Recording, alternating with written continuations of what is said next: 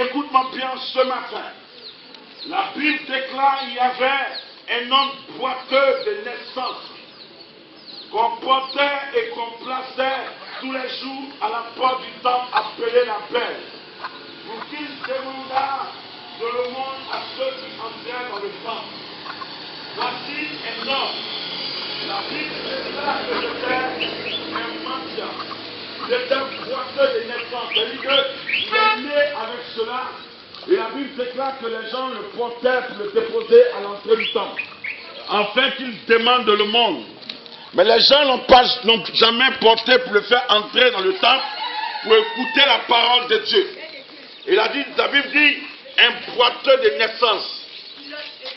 Il était vieux, il avait plus de 54 ans quand il lit la Bible. Mais dans sa vieillesse, on le soulevait tous les jours pour le déposer à l'entrée du temple pour qu'il demande de l'aumône à ceux qui rentrent dans le temple. Écoute-moi bien s'il te plaît. La Bible dit que cet homme était à l'entrée du temple, il mendiait. On le plaçait à l'entrée du temple pour qu'il mendie. Et lorsque nous lisons la parole de Dieu, la Bible déclare que lorsqu'il a vu Pierre et Jean, cet homme a demandé à Pierre et Jean de l'argent. Et Pierre et Jean ont dit, ils l'ont regardé, ils l'ont fixé, ils l'ont regardé et ils ont dit, nous on n'a ni or ni argent à te donner. C'est pas parce qu'ils n'avaient pas l'argent pour lui donner. Ils avaient l'argent qui était l'argent dans leurs poches pour les offrandes dans le temple. Mais Pierre et Jean ont compris que cet homme a besoin de guérison que d'argent. Alors Pierre et Jean regardent cet homme et il lui dit, je n'ai ni or ni argent à te donner. Mais ce que nous avons, au nom puissant de Jésus-Christ de Nazareth, lève-toi et marche. La parole déclare qu'ils ont saisi cet homme par la main droite, ils l'ont fait lever, et ses chevilles se sont affermies. Et d'un bond, il a commencé à se lever, et il a commencé à marcher et à louer Dieu. Nous avons plus besoin de Jésus-Christ de Nazareth que d'argent. Parce que l'argent, ni l'or ni l'argent ne peut guérir quelqu'un. Ni l'or et l'argent ne peut guérir quelqu'un. Cet homme, il avait besoin de Jésus-Christ de Nazareth que de l'argent. Regardez, il a demandé de l'argent, il a demandé de l'or aussi longtemps qu'il était boiteux depuis sa naissance jusqu'à sa vieillesse, il ne faisait que mendier. On lui a donné de l'argent, mais jamais l'argent ne l'a satisfait. Jamais l'argent ne lui a donné la joie qu'il recherchait. Parce que tant bien qu'on lui donnait l'argent, tant bien qu'il mendiait, il avait l'argent, mais jamais il était un homme comblé. Il y avait toujours ce problème de paralysie dans sa vie. Parce que l'argent qu'il recevait, l'or qu'il recevait, n'avait pas la capacité de le guérir, de restaurer sa vie, de bénir sa vie. Je suis venu dire à quelqu'un, tu as plus besoin de Jésus-Christ de Nazareth que de travail. Tu as plus besoin de Jésus-Christ que de mariage. Tu as plus besoin de Jésus-Christ que de manger même. Je suis venu te dire, les choses de ce monde ne sont qu'éphémères. Je suis venu te dire, le matériel ne produit pas la joie.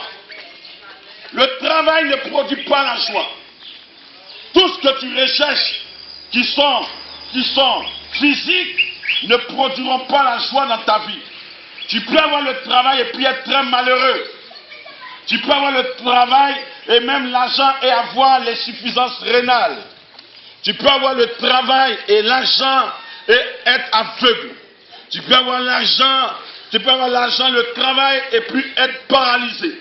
Tu peux avoir l'argent et le travail et puis avoir un problème de sang. le cancer des sangs. Tu peux avoir l'argent et le travail, un mari et des enfants, et tu peux avoir le cancer du sein. Je suis venu te dire, cet homme, malgré qu'on lui donnait l'argent, cet homme n'était pas heureux du plus profond de son cœur. Ce que cet homme a voulu, il avait un désir que personne ne pouvait combler. Il avait un désir qui était caché en lui. Il avait un désir qu'il ressentait qui était plus fort que lui, et que même la mendicité et l'argent ne pouvaient pas restaurer ce désir-là. Et cet homme-là, chaque jour, on le soulève. Mais écoute, il avait plus de 54 ans. Et on le soulève pour le déposer toujours à la porte, la belle, au temple pour qu'il demande le monde. Mais il est fatigué depuis sa naissance, on le soulève. Quand quelqu'un te soulève tous les jours, souvent, tu es découragé. Quand quelqu'un t'aide tous les jours, souvent, tu n'es pas à l'aise dans ton cœur, tu n'es pas à l'aise. Toi-même, tu veux faire aussi, tu veux travailler, tu veux avoir toi-même tes propres choses pour pouvoir t'habiller, pour pouvoir manger.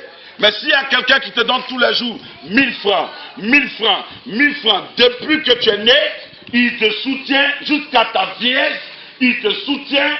Arrivé un moment, tu te sens gêné. Arrivé un moment, tu n'as pas la paix du cœur. Tu dis, mais je ne suis pas né quand même pour qu'on me soulève tous les jours. Il est vieux, mais on le soulève.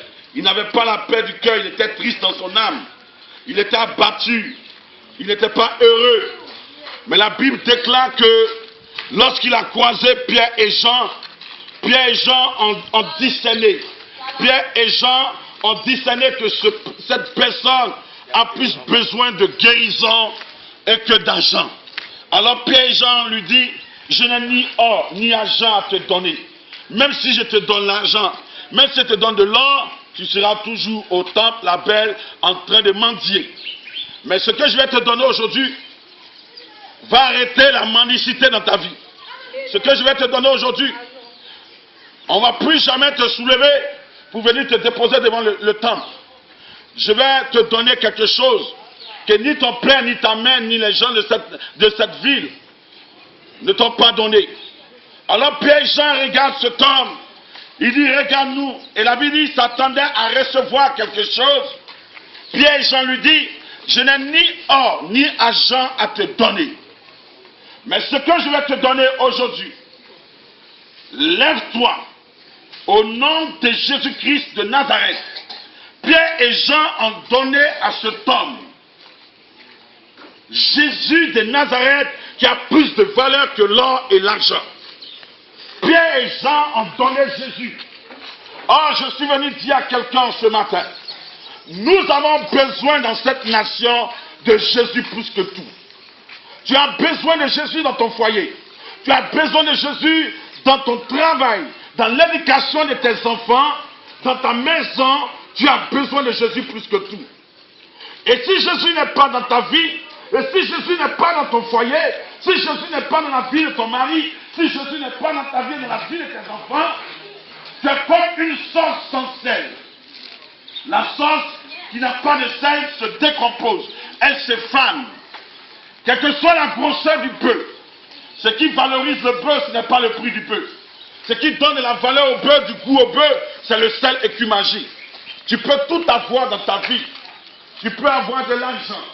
Tu peux avoir une belle femme, des enfants, une situation merveilleuse. Mais si tu n'as pas Christ dans ta vie, c'est une sauce sans sel. Il n'y a pas de goût dans ta vie. Il n'y a pas de goût dans ton foyer. Et une sauce où il n'y a pas de goût, où il n'y a pas de sel, c'est une sauce qui se décompose. C'est une sauce qui se décompose, elle se gâte. Des foyers se détruisent parce qu'il n'y a pas Jésus dans ce foyer. Il n'y a pas le sel dans ce foyer. Il y a toujours palabre dans ce foyer. Il y a toujours critique.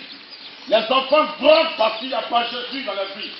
Les jeunes filles se prostituent parce qu'il n'y a pas Jésus dans leur vie. Les enfants sont des tricheurs, ils sont impolis parce que Christ n'est pas dans leur vie. Je suis venu dire à quelqu'un, Jésus-Christ de Nazareth, il est la solution à ta vie. Tu as plus besoin de Jésus que de chercher un mari. Tu as plus besoin de Jésus que de chercher un mari. Il y a d'autres qui disent, je cherche un homme, je cherche un homme, je cherche un homme. Cherche d'abord Jésus. La Bible dit, cherchez premièrement le royaume et la justice de Dieu. Et Dieu vous donnera ce que vous avez besoin. Cherche premièrement Jésus. Donne ton cœur à Jésus. Cherche Jésus et attache-toi à Jésus. Et rattache-toi à Jésus. Et allez, écoute-moi bien s'il te plaît. Pierre aimait la pêche. Pierre avait des qualités de pêcheur. Il avait une entreprise de pêche. Pierre était quelqu'un qui maîtrisait la pêche.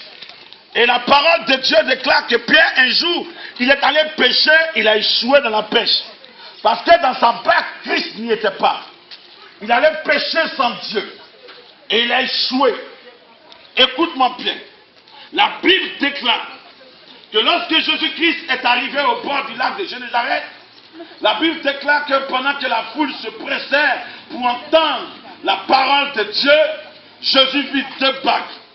L'un appartenait à Pierre et il a pris la barque de Pierre. Et il s'est assis dans la barque de Pierre. Il a dit, Pierre, avance un peu de terre. Et lorsque Pierre s'est avancé, il s'est assis dans la barque. Il a commencé à enseigner la parole de Dieu. Lorsqu'il a fini de parler, il a dit, Pierre, avance en eau profonde et jetez vos filets. Lorsque Pierre a dit, Seigneur, nous avons travaillé toute la nuit sans rien avoir. Tu te forces à avoir de l'argent, tu te forces à avoir toutes ces choses. Mais sans Dieu, tes efforts seront des efforts inutiles. Si Jésus n'est pas dans ta vie, tu fournis des efforts pour récolter peu. Je suis venu dire à quelqu'un, Pierre a échoué parce que Christ n'était pas dans sa vie. Le monde échoue. Le monde échoue. Les docteurs échouent. Les éducateurs échouent. Les ministres échouent. Le gouvernement échoue. Les policiers échouent. Tous les gens de ce monde échouent parce qu'ils ont laissé Dieu et ils s'appuient sur leur propre intelligence. On échoue. Des professeurs échouent dans l'éducation. Parce qu'il y a des professeurs même qui enseignent les petites filles. Hein? Ils enseignent les petites filles qu'on leur donne pour éduquer. Donc il a échoué. Parce que Christ n'est pas dans sa vie. Il y a des médecins qui échouent. Ils ont des diplômes. Mais devant telle maladie, ils font des échecs. Parce que Christ n'est pas dans leur vie. Le médecin soigne, mais c'est l'Éternel qui guérit. Des foyers se divisent. Après un mariage heureux où ils ont bouffé. Ils ont mangé, ils ont dansé. Le monsieur a faroté, la femme a décalé. Et le mariage est devenu bizarre. Parce qu'ils n'ont pas mis Jésus au centre du mariage. Et ça a échoué. Les élèves vont à l'école. Nos enfants échouent parce qu'on ne leur présente pas Jésus. On ne leur donne pas une instruction du Seigneur Jésus. On ne leur parle pas de Jésus. On ne conduit pas nos enfants à l'église. Mais on conduit nos enfants dans maquis et on permet à nos enfants d'écouter Didier Arafat. Maplon. L'enfant aura quelle éducation? Une éducation maplautique, une éducation de bêtises, une éducation de bêtises.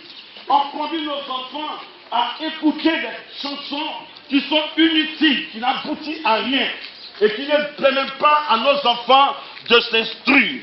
On écoute n'importe quoi et on permet à nos enfants d'écouter les bêtises à telle enseigne que des enfants de 4 ans, des enfants de 2 ans, des enfants de 3 ans, quand tu les vois dans la rue, comme elle dit à la femme, l'enfant prend une position de bêtise.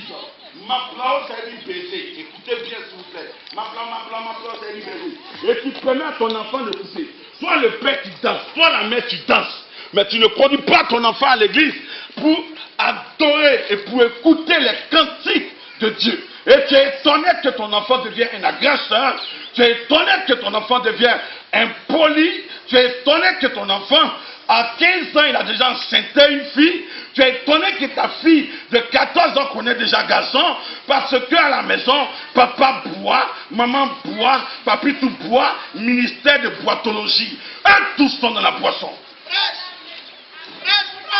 Et on est étonné de voir nos enfants deviennent bizarres. Parce qu'on ne prend pas le temps de saisir la main de nos enfants pour les amener dans la présence de Dieu. Un enfant qui ne grandit pas dans la présence de Dieu, il échouera dans la vie. Il marchera avec des compagnons, des drogués, des menteurs, des voleurs, des ivrognes. On est étonné de voir nos enfants changer brusquement parce qu'on n'a pas pris le temps d'aller dans la présence de Dieu pour conduire nos enfants dans la maison de Dieu, pour enseigner nos enfants dans la parole de Dieu. Une mère, un foyer qui prend l'enfant aussi jeune et qu'il conduit son enfant dans la présence de Dieu, l'enfant va grandir en sagesse, en intelligence et en statut. Parce que cet enfant sera toujours dans la présence de Dieu et il va entendre les bonnes choses. Cet enfant va apprendre à chanter les cantiques de Dieu. Cet enfant va commencer à adorer Dieu. Cet enfant va commencer à prier.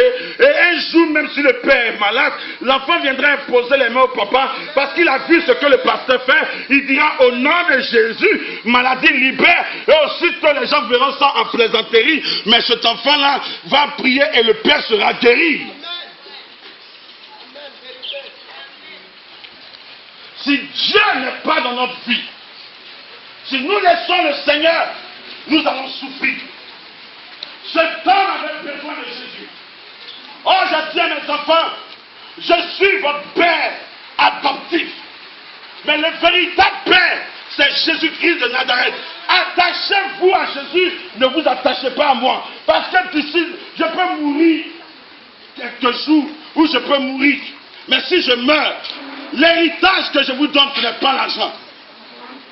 L'héritage que tu dois donner à tes enfants, premièrement, c'est la personne de Jésus-Christ de Nazareth. Je suis venu te dire, cet homme en a besoin. Il en a besoin véritablement de Jésus. Il y a des personnes qui ont soif d'argent. Ils ont soif de travail, soif de mariage, soif de des choses. Et tellement qu'ils ont soif, ils sont obligés de faire n'importe quoi pour être riche, de faire n'importe quoi pour avoir un mari. Une femme qui est jolie, et dit à quelqu'un, tu n'as pas besoin de te remporter la peau. Tu n'as pas besoin d'augmenter tes seins. Tu n'as pas besoin d'augmenter tes fesses. Si Dieu t'a créé gros nez, petit fesses, c'est qu'il y a quelqu'un qui aime gros nez, petit fesses, qui va te prendre demain dans le foyer. Alléluia, hey. Alléluia, hey. Quelqu'un te prendra. Tu n'as pas besoin d'aller te déformer. Il suffit seulement de saisir Jésus de Nazareth. C'est lui qui va te rendre beau. C'est lui qui va te rendre mignon. C'est lui qui va opérer la grâce et sa faveur dans ta vie. Tu as besoin de Jésus plus que tout. J'ai besoin de Jésus. Mon foyer a besoin de Jésus. Mon épouse a besoin de Jésus. Mes enfants ont besoin de Jésus. Ma nation a besoin de Jésus. Le gouvernement a besoin de Jésus. Le ministre a besoin de Jésus. Le président a besoin de Jésus. Les docteurs ont besoin de Jésus. Les enseignants ont besoin de Jésus. Les juges ont besoin de Jésus. Toute l'humanité tout entière doit avoir soif de Jésus-Christ de Nazareth. Il est la solution à ton problème. Donne-lui ton cœur. Pierre et Jean dit, je n'ai ni or ni argent à te donner. Oh femme, ton mari peut te donner de l'argent autant que tu veux. Mais si tu es une femme qui commet l'adultère, ce n'est pas l'argent qui va te délivrer de l'adultère. Au fur et à mesure que ton mari même te donne l'argent pour te calmer, tu vas toujours le tromper. Tu sais pourquoi? Parce que le démon qui est en toi, c'est lui qui te conduit dans l'adultère. Il te contrôle, ce n'est pas l'argent. Aussi longtemps que ton mari te donnera de l'argent, si tu as gros cœur, ce n'est pas l'argent qui va changer ta colère. Même si tu as donné 1 million, tu vas toujours manifester la colère parce que l'argent ne te délivre pas de la colère.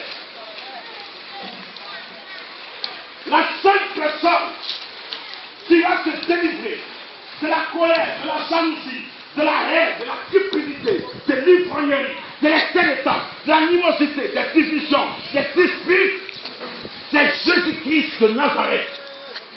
Lui seul est capable de te sauver.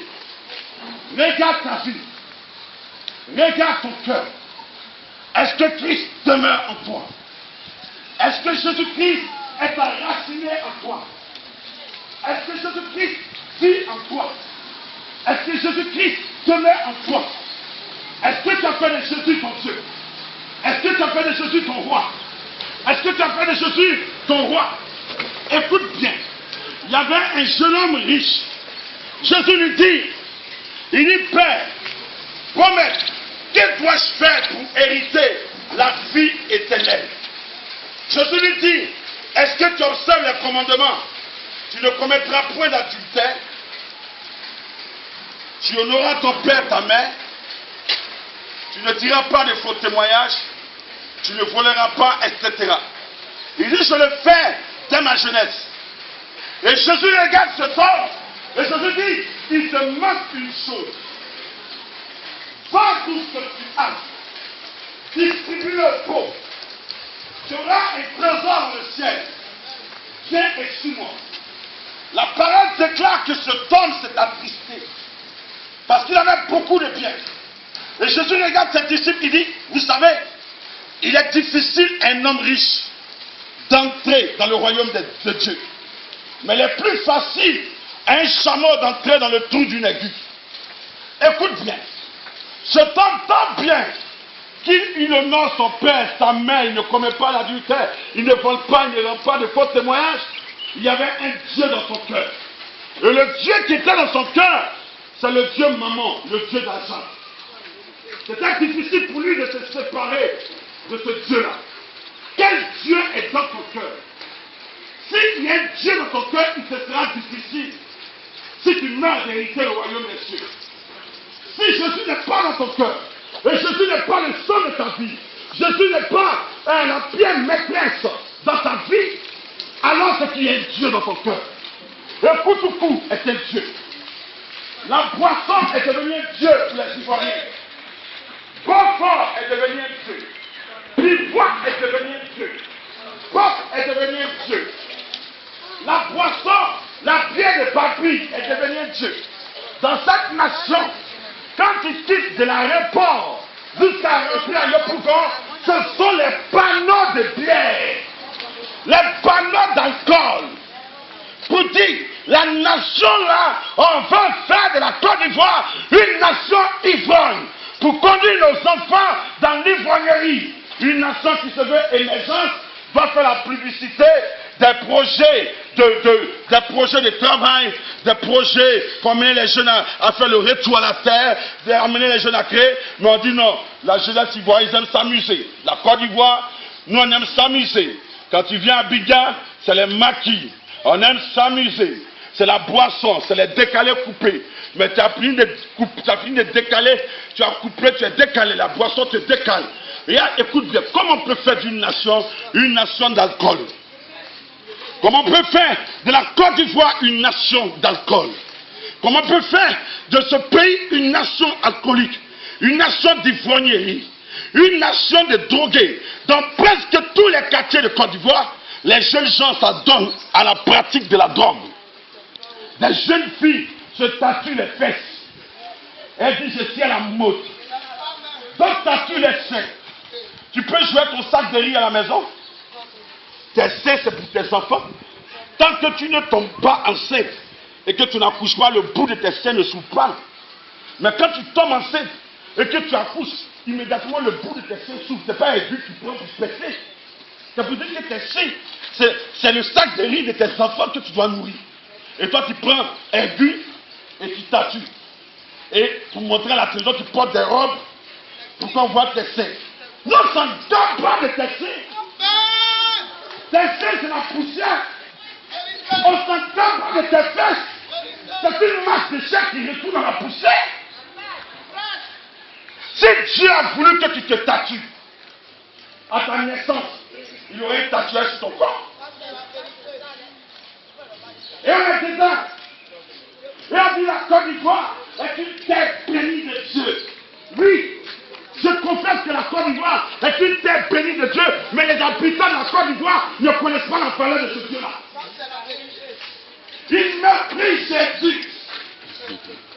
Ils n'écoutent pas les prophètes.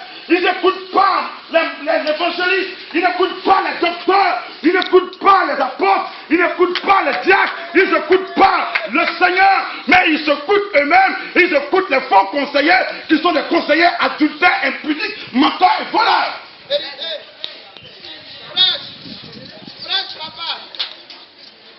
Quand tu vois, on a besoin de Jésus. Si dans une nation, on voit des crimes rituels où des enfants sont élevés, c'est que la nation a un problème. Quand tu vois, tu as un problème. Tu as un problème. Et si tu ne fais pas attention, Dieu se lèvera pour te juger quand tu vois. Reste-toi même un peu. On a besoin de Jésus. On n'a pas besoin de confort dans cette nation. On n'a pas besoin de biens dans cette nation. On a besoin des hommes qualifiés, choisis par Dieu, élus par Dieu, des gens qui ont une vocation céleste, appelés de Dieu. Non pas des gens qui se sont appelés, mais des personnes que Dieu appelle, qui l'approuvent, qui vont dire la vérité, qui vont enseigner la vérité, qui vont proclamer la vérité. Ce sont ces personnes qu'on a besoin dans cette nation pour que le pays change. Nos jeunes filles n'ont plus honte. Elle a les cheveux, papa à 65 ans, elle a les cheveux blancs. Sois béni. La petite fille de 15 ans, elle regarde son papa qui a les cheveux blancs. Son grand-père, tellement qu'elle est fan de l'argent, elle anesthésie sa conscience. Le vieux qui déshabille, elle voit que tout est blanc. Mais elle dit mon bébé. Et le vieux qui est là, qui n'a même pas quitté la bébé, mon chou, n'importe quoi. Des mères de famille qui sortent avec des jeunes gens valides de 22 ans, de 18 ans, les gnanis. Il y a des filles qui ne savent pas dire non à un garçon. Et tu n'as plus la crainte de Dieu. La Bible dit que Jacob a travaillé 14 ans pour marier une femme. Mais aujourd'hui, à cause des poissons braisés, toi, tu enlèves facilement ton caleçon. Tu ne connais pas la valeur de ton corps. Tu ne sais pas qui tu es. C'est à cause de l'argent qui te dévalorise. C'est à cause des plaisirs de ce monde qui te dévalorise. Tu es pressé pour faire foyer. Tu quittes ton père, ta mère sans dot, et tu vas dormir chez Madou. Et tu es content, tu dis, Madou, c'est mon mari, qu'on tape la porte. Qui est là? C'est la femme de Madou, depuis qu'elle t'a doté. On va dans des foyers, sans dot, sans mariage. Et on est poussé des âges. Et on est là. On ne valorise pas nos parents. On ne valorise pas nos papas. Au lieu de donner de la valeur, de la considération à nos parents, on les dévalorise. On quitte des foyers. On quitte chez nos papas, chez notre maman. On dit l'homme quittera son père, sa mère, s'attachera à sa femme. C'est l'homme qui vient chercher sa femme dans la maison où la femme habite. Il vient faire dot à ses parents, à sa maison, il a marié, puis il prend et dit, monsieur, j'ai fait dot, j'ai marié bébé, alors tu as porté mon nom. Mais si tu vas dans un foyer où tu ne portes pas le nom de quelqu'un, la personne c'est un voleur, toi-même tu es une voleuse. Et tu es dedans, ça ne te dit rien. Et tu es là, Seigneur, fais-moi voir ta gloire. Tu vas voir la gloire de Dieu où? Dans le péché, dans l'immoralité. La Bible dit Dieu n'exauce pas les pécheurs. Ne rêvez pas, hein? Dieu n'exauce pas les pécheurs. Dieu exauce ceux qui font sa volonté, ceux qui l'honorent. Tant que tu es dans le péché, tu es séparé de Dieu. C'est la sanctification qui t'approche de Dieu et qui amène Dieu à te bénir. Mais le péché nous éloigne de Dieu. La Bible dit, ce sont nos crimes qui mettent une séparation entre nous et Dieu. Et ce sont nos péchés qui nous empêchent de voir sa face. Et qui empêchent Dieu de nous entendre. Les jeunes qui droguent. Ils droguent, je te dis, il est fiancé. Et puis tu le vois. Et Adolfo, champi, et Dieu. Quand la drogue passe, il est défiancé. Il est étonné que ses amis avancent. Et puis lui, il devient parti. Après, on le pousse, quand il meurt, on dit il est mort si tôt. Mais s'il est mort si tôt, c'est parce qu'il vivait mal. Ressaisis-toi un peu. Jésus est mort pour toi. Jésus a payé le prix pour toi. Tu as besoin de Jésus pour changer. Tu as besoin de Jésus. Nous avons tous besoin de Jésus. Donnez votre cœur à Jésus. Donnez votre vie à Jésus. Cet homme, il avait plus de 54 ans. 54 ans. On le soulevait tous les jours pour le déposer au temple d'appel. Oh, le jour que Pierre et Jean dit, on n'a ni or ni argent à te donner. Lève-toi et marche. Je n'ai pas d'argent. Je n'ai pas d'or. Mais ce que j'ai, c'est Jésus-Christ qui a changé ma vie. Que je viens partager. Que je viens te donner. Saisis Jésus. Accepte-le comme ton Seigneur, ton Sauveur personnel.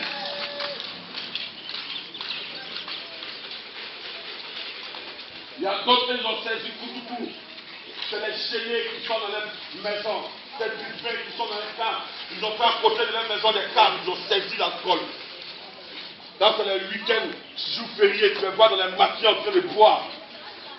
Il dit, Dieu dit, on peut boire. Puis un Paul dit à Timothée, faut boire. Faut boire. Continue de boire. On dit, soyez au contraire remplis du Saint-Esprit.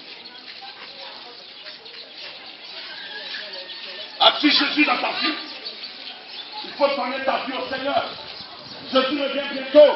Regarde, le monde nous parle. Les gens aujourd'hui ont créé des poupées, des femmes poupées. Avant, c'était poupées pour les enfants pour s'amuser. Mais ils ont créé des poupées CSS pour dire aux parents, désormais, si ta femme refuse, prends ce poupée-là, crée une chambre et va te satisfaire. La masturbation dans sa plus grande grandeur. Ces poupées EVA, eux couchent maintenant avec EVA. Et on est là. Le monde là, le monde ça va aller. Et Dieu va détruire ce monde. Il ne faut pas changer. Tu penses que tu es éternel, tu es immortel. Tu n'es pas immortel, tu es mortel. Tu mourras un jour. Quelle sera ta position vis-à-vis de Dieu? Quand on parle de Dieu, tu n'as pas le temps de Dieu. Mais tu as le temps d'aller chez les féticheurs, chez les charlatans. Tu as le temps de vivre une vie cannibaliste. Tu as le temps des bêtises, mais tu n'as pas le temps de Jésus. Tu dis, tu as fait les choses, je suis trop jeune pour mourir. Aujourd'hui, il n'y a pas une histoire de jeunes pour mourir. Hein? Enfant de 2 ans, ça gâche ça. Enfant de 3 ans, ça meurt. Donc si les enfants même meurent, c'est pas toi, tu ne vas pas mourir. Et quand tu es là, tu te tapes la poitrine. Tu sais à qui tu parles. Tu sais à qui tu as fait. Je suis tant. Non, ça ne tape pas déjà. Tu es poussière, tu retourneras à la poussière. Il y a quelqu'un qui est le sommet. Il y a quelqu'un qui est l'immortel. Son nom, c'est Jésus. La Bible l'appelle Jéhovah Rapha, l'Éternel des armées, le lion conquérant de la tribu de Juda, le rejetant la postérité de David, celui qui fait et qui devait venir, celui qui règne au siècle des siècles, celui qui est assis sur le trône de sainteté, celui dont les 24 vieillards se prosternent et jettent le couronne pour l'adorer. Les séraphins disent, Saint, Saint, Saint est l'Éternel des armées. Saisis ce Jésus-là. Jésus de Nazareth, il est la clé pour ta vie. Il t'appellera un jour. Nous avons plus besoin de Jésus que de tout. Tu as besoin de Jésus dans tes études. Tu as besoin de Jésus dans ta vie. Tu ne connais pas ton avenir. La Bible déclare que les projets que Dieu a formés sur vous, c'est des projets de paix et non de malheur pour que vous ayez de l'avenir et de l'espérance. Dieu n'a jamais créé des projets de malheur, mais c'est toi-même qui crées des projets de malheur, des projets de folie, des projets de malheur, c'est toi qui crées. Si tu vas coucher avec une petite fille, c'est pas un projet de malheur à créer. Hein? C'est Dieu qui a pas de ton malheur. Il m'a dit, ma grand-mère, c'est ma grand-mère qui est sortie, c'est ta grand-mère qui t'a fait pour aller coucher la petite fille là. C'est ta grand-mère qui t'a conduit dans le drogue. Avant d'accuser les sorciers pour t'accuser parce que tu es le premier sorcier de ta vie. Alléluia. Alléluia. On dirait que je n'aime pas donner amen. Alléluia. Amen. Non, ici il y a 2 immeubles. Je vois des gens. Alléluia. Hey. Est-ce qu'on peut acclamer Jésus de Nazareth? Alléluia. Nous avons besoin de Jésus Côte d'Ivoire. J'ai besoin de Jésus, tu as besoin de Jésus. Si vous n'avez pas Jésus, dans votre vie, vous êtes des hommes. Vous êtes sur le chemin de la perdition. Je vous dis la vérité, papa. Saisis Jésus. Maman, saisis Jésus. Jeune homme, saisis Jésus. Enfant, saisis Jésus. Lui seul est capable de vous sauver. C'est pas l'argent. Oh, et l'argent qui délivre quelqu'un, qui met la joie dans le cœur de quelqu'un. Je suis désolé. Parce que quelqu'un, si l'argent mettait la joie, dans le cœur des gens, il y a des personnes qui sont à l'hôpital qui ont insuffisance rénale dans les millions de comptes. Mais quels médicaments ils sont toujours pris parce que depuis ils ne sont pas guéris. Regardez, je vais donner ce dernier exemple. C'est Dieu qui fait vivre, c'est Dieu qui fait mourir. Regarde le fou. Un fou, il mange où? Dans la poubelle. Un fou, il se lave. Est-ce que le fou se lave? Est-ce que le fou se brosse les dents? Le fou, il mange dans la poubelle. Il marche, il transpire, il sent. Il y a des odeurs sur le fou. Mais est-ce que le fou meurt? Mais souvent même des riches, eux, ils meurent et puis le fou la vit. C'est Dieu qui fait vivre. Le riz dit, on doit manger la nourriture sélective. Il faut que la nourriture soit bien cuite. On doit bien se laver. On doit se brosser les dents. On doit faire ça. Mais quand tu te laves bien, tu te brosses les dents et puis tu commets l'adultère, tu te salis. Tu te brosses les dents. C'est ton péché qui attire la malédiction. C'est ton péché qui attire des maladies dans ta vie. Tu as insuffisance rénale, tu as coco, tu as hémorroïde, tu as toutes ces choses. Tu as tension. Tellement que tu es toujours en colère, tu es toujours énervé. Quand tu te lèves le matin, ton visage est serré comme ça. Ton mari même a peur de te parler. C'est qu'un foyer, tu te lèves, ton visage est serré. Tu as quel problème? Une femme qui se lève le matin doit dire chérie, ça va? Tu as bien dormi? Les enfants, ça va? Mais quand ça ne va pas, il faut sourire. Mais tu n'as pas l'argent pour sourire. Mais les gens, dès qu'il n'y a pas l'argent dans le foyer, son visage est serré. Et on dit, chérie, je t'aime, tu n'aimes pas. Tu n'aimes pas. Quand tu aimes ton mari, même si ça ne va pas, il faut sourire à lui. Donne-lui la force de se lever. Donnons notre cœur à Jésus. Nous avons besoin de Jésus. La Bible dit, il est le chemin, il a la vérité, il a la vie. Nul ne peut aller au Père sans passer par le Fils. Il est le pont obligatoire. Donnez votre vie à Jésus. Donnez votre cœur à Jésus. Les gens meurent. Des gens meurent. Si tu vas à l'hôpital, si tu vas à la mort, tu vas voir que les gens meurent. À l'hôpital, tu vas voir des maladies bizarres. C'est là que tu manges. Pourquoi manger chier? Hein? Tu ne pries même pas, tu te lèves le matin, tu ne pries même pas. Quand il y a veillé de prière dans une église, oh, cela nous embrouille. Mais quand il y a un maquis, où on avait Didier Arafat en train de faire, tu prends le pain. On lève les mains et on prie avec moi. Seigneur Jésus. Il ne faut pas avoir honte de dire Seigneur Jésus. Quand Didier Drogba m'a vu, vous priez. Oh! Mais pour Jésus, là ta voix ne sort pas. Que c'est le plus beau nom. C'est le vainqueur des vainqueurs, l'homme qui n'a jamais changé. Seigneur Jésus, aujourd'hui, tu m'as parlé. Merci pour ta parole. J'ai besoin de toi. Dans mon foyer, dans mes études, dans mon commerce, dans la vie de mes enfants, dans la vie de mon mari. Seigneur Jésus, je te donne ma vie. Seigneur, ce n'est pas l'or, ce n'est pas l'argent qui ont guéri cet homme. C'est ton nom. Le nom qui est au-dessus de tout nom. Qui a guéri ce paralytique. Seigneur, ton nom sur ma vie. Ton nom dans mon cœur. La Bible déclare, tu as reçu le nom qui est au-dessus de tout nom. En ce que, en ton nom, tout genou fléchit et toute langue confesse que tu es Seigneur à la gloire de Dieu le Père. C'est ton nom qui ouvre les yeux des aveugles. C'est ton nom qui permet aux malades d'être guéris, aux paralytiques de marcher, aux boiteux de marcher, aux sourds d'entendre, aux muets de parler, aux morts de ressusciter. Je prie que le nom de Jésus-Christ soit invoqué sur vous. Je prie que vos maisons soient bénies. Je prie que la grâce de Dieu se déverse dans votre famille. Je prie que vos enfants reçoivent la parole de Dieu. Je prie que chaque maison soit bénie. Que la santé s'attache dans chaque maison. Que la grâce, le succès s'attache. Que la faveur s'attache. Que tout ce qui est mort programmé dans cet immeuble soit détruit au nom de Jésus. Si quelqu'un avait un mal dans son corps, là où tu as mal, mets ta main. Je déclare que la maladie disparaît au nom de Jésus. Que tout ce qui est maladie de dos, douleur de dos, maux de rein, migraine, cancer, insuffisance rénale, un AVC, diabète, disparaissent au nom de Jésus-Christ de Nazareth. Je proclame la guérison dans le corps de quelqu'un ce matin. Et que la main de l'Éternel te visite. Et que le sang de l'agneau inonde ta vie. Et que le feu du Saint-Esprit sèche la maladie. Je déclare, si quelqu'un avait un projet de voyage, je prie que ce projet se réalise. Si quelqu'un avait un projet de commerce, que ce projet se réalise. Si quelqu'un avait déposé ses dossiers dans une entreprise, je prie qu'on t'appelle au nom de Jésus. Tout enfant, tout jeune fille, tout jeune homme qui est en classe de terminale de ce bâtiment, je proclame cette année le succès dans leur examen au nom de Jésus. Ceux qui sont en troisième, ceux qui sont en CM2, je proclame la réussite dans les examens. Je prie que Dieu protège vos enfants. Je prie que la santé s'attache à votre vie. Je prie que la grâce soit dans votre vie. Que la prospérité vous accompagne. La bénédiction vous accompagne. Que le Saint-Esprit soit avec vous.